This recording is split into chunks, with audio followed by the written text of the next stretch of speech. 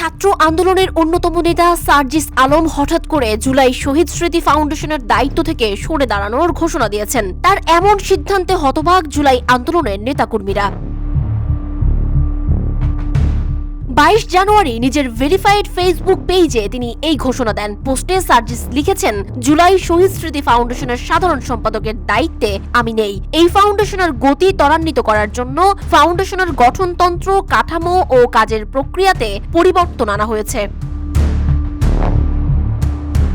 এখন থেকে কারা দায়িত্ব পালন করবেন সেটাও স্পষ্ট করেছেন সার্জিস। তিনি জানিয়েছেন, এক্সিকিউটিভ কমিটি পুরো অফিসের সার্বিক বিষয় পরিচালনার দায়িত্ব পালন করবে। চিফ এক্সিকিউটিভ অফিসার সেখানে অফিসের প্রধান হিসেবে দায়িত্ব পালন করবে। মীর মাহবুবুর রহমান স্নিগ্ধ বর্তমানে সিইও হিসেবে দায়িত্ব পালন করছে।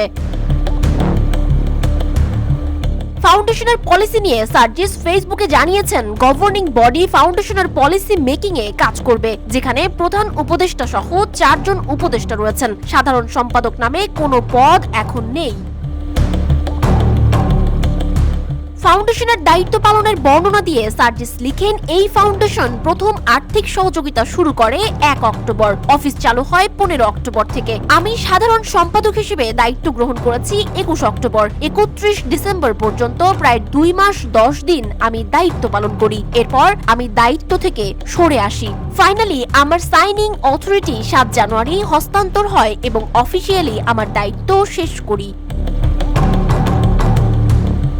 আহতদের সহায়তায় হিসাব প্রকাশ করে তিনি জানিয়েছেন, 31 ডিসেম্বর পর্যন্ত ভেরিফাইড 826 জন শহীদ পরিবারের মধ্যে 628 জনকে আর্থিক সহযোগিতা প্রদান করা হয়। পাশাপাশি প্রায় 11,000 ভেরিফাইড আহতের মধ্যে প্রায় 2,000 আহতকে আর্থিক সহযোগিতা করা হয়।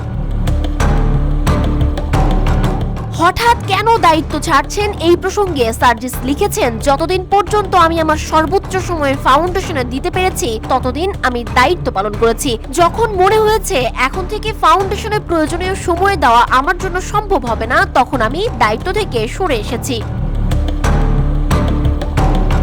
নিজের সততা ও আত্মবিশ্বাস প্রসঙ্গে সার্জিস স্পষ্ট করে জানিয়েছেন, আমার কাছে নিজের সীমাবদ্ধতা অ্যাড্রেস করা এবং সে অনুযায়ী দায়িত্ব গ্রহণ বা ত্যাগ করা কোনো দুর্বলতা নয়, বরং এটাতে সৎ সাহস লাগে। আমি চেষ্টা করেছি আমার চেয়ারের দায়িত্বের সাথে সৎ থাকতে।